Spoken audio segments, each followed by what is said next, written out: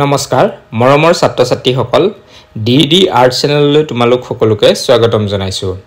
আজি আৰম্ভ কৰিবলৈ লৈছো উচ্চতৰ মাধ্যমিক দ্বিতীয় বৰ্ষৰ ভূগোলৰ প্ৰশ্নোত্তৰৰ ভিডিঅ'। আজিৰ অধ্যায় হৈছে 3। ইয়াৰ পূৰ্বে আমি অধ্যায় 1 আৰু অধ্যায় 2ৰ সমূহ প্ৰশ্নোত্তৰ তোমালোকৰ লগত আলোচনা কৰিছো। আহা আজিৰ ভিডিঅ'টো আৰম্ভ কৰো। অধ্যায়টোৰ নাম হৈছে জনসংখ্যাৰ গঠন পপুলেশ্যন কম্পোজিশ্যন। ইয়াত থকা পাঠভিত্তিক প্ৰশ্নোত্তৰসমূহ আলোচনা কৰো আহাচোন। প্ৰথম প্ৰশ্নত দিয়া আছে নিম্নলিখিত 4টা বিকল্পৰ পৰা শুদ্ধ উত্তৰটো বাছি উলিওৱা। ক নিম্নলিখিত কোনটোৰ দ্বাৰা সংযুক্ত আৰব গণৰাজ্যৰ লিংগ অনুপাত নিম্নগামী হৈছে। ইয়াতে 4টা উত্তৰ দিয়া আছে। ইয়াৰে ভিতৰত শুদ্ধ উত্তৰটো হ'ব 4 নং উত্তৰটো নিৰ্বাচিত কৰ্মী পুৰুষ জনসংখ্যাৰ প্ৰৱৰ্জনৰ দ্বাৰা। খ নিম্নলিখিত কোনটো ৰাশিয়ে জনসংখ্যাৰ কৰ্মী বয়সী দলক চিত্ৰিত কৰিছে। ইয়াতে 4টা বয়সৰ ভাগ দিয়া হৈছে।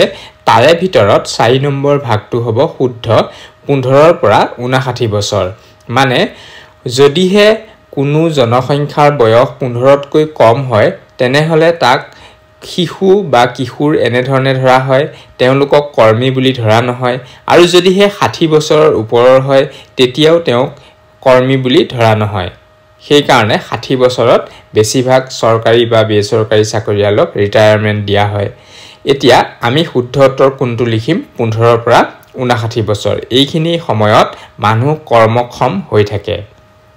গ নিম্নলিখিত কোনখন দেশত পৃথিৱীৰ ভিতৰতে আটাইতকৈ বেছি লিংগ অনুপাত আছে। ইয়াৰ শুদ্ধ উত্তৰ হ'ব লাটভিয়া। এতিয়া আমি 2 নং প্ৰশ্ন আৰু ইয়াৰ উত্তৰসমূহ চাওঁ আহা।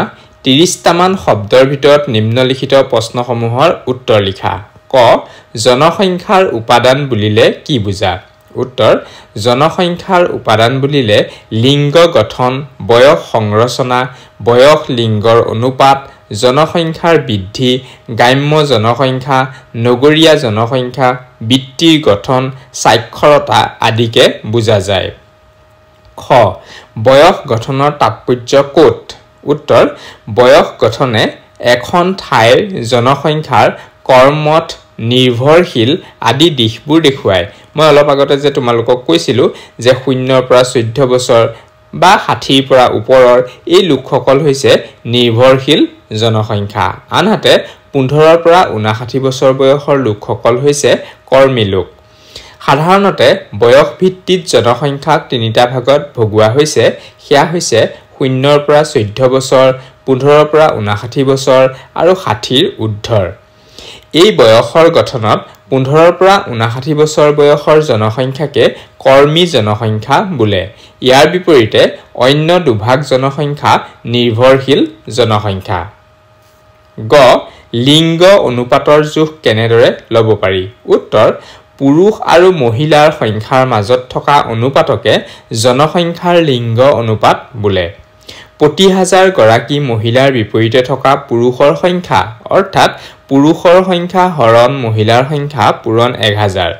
আনহাতে ভাৰতবৰ্ষৰ দৰে কিছুমান দেশত 1000 জন পুৰুষৰ বিপৰীতে মহিলাৰ সংখ্যাক জোখা হয় এনেদৰে মহিলাৰ সংখ্যা হৰণ পুৰুষৰ সংখ্যা পূৰণ 1000 আৰু এনেকৈয়ে লিংগ অনুপাত নিৰ্ণয় কৰা হয়।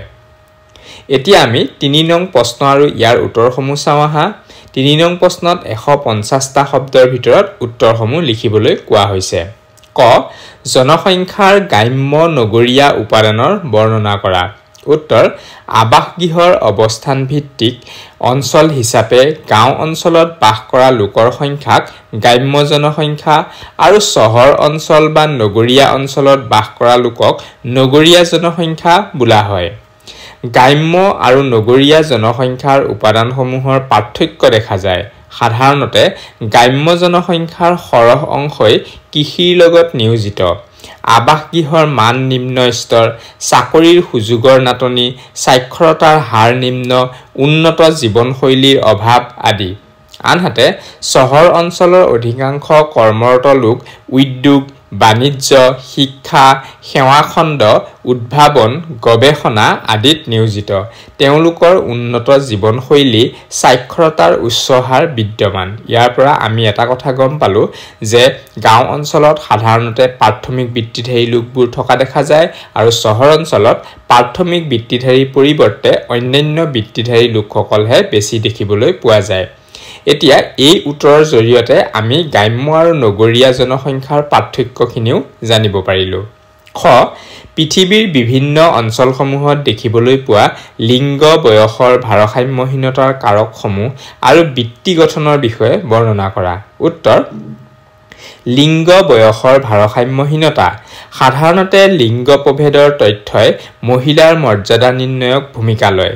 কিছুমান অঞ্চলত প্ৰচলিত ৰীতি-নীতি, কুসংস্কাৰ, মহিলাৰ ভ্ৰূণ হত্যা, মহিলাক হেয় দৃষ্টিৰে চোৱা আদিৰ ফলতে এই প্ৰভেদ দেখিবলৈ পোৱা যায়।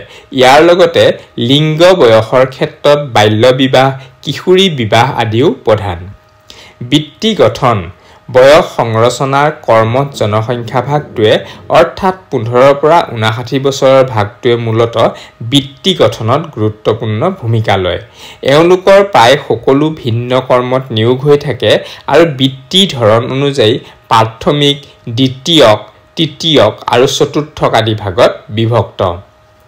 বৃত্তিৰ এই ভাগসমূহত নিয়োজিত কৰ্মীৰ সংখ্যাৰ পৰাও দেশখনৰ অৰ্থনীতিৰ এক ধাৰণা লাভ কৰিব পাৰি। এইটো ভাষাসমূহটো ভাগসমূহ হ'ব লাগে, তোমালোকে শুদ্ধকৈ লিখি ল'বা। উদাহৰণস্বৰূপে উদ্যোগ আৰু বুনিয়াদ থকা এখন উন্নয়নশীল অৰ্থনীতি সম্পন্ন দেশেহে বহু সংখ্যক কৰ্মীক দ্বিতীয়ক, তৃতীয়ক আৰু চতুৰ্থক বৃত্তিত কৰ্মসংস্থানৰ যোগান দিব পাৰে। আনহাতে অৰ্থনীতি আদি যদি প্ৰাথমিক পৰ্যায়ত থাকে তেন্তে নিয়োগো প্ৰাথমিক কৰ্মতে হ'ব। আশা কৰিছোঁ তোমালোকে এই ভিডিঅ'ৰ জৰিয়তে তৃতীয় অধ্যায়ৰ সমূহ প্ৰশ্ন উত্তৰ লাভ কৰিবলৈ সক্ষম হ'লা। ইয়াৰ পাছৰ ভিডিঅ'ত আমি ইয়াৰ পাছৰ অধ্যায়সমূহ একাদিক্ৰমে তোমালোকৰ মাজলৈ লৈ আহিম। ধন্যবাদ।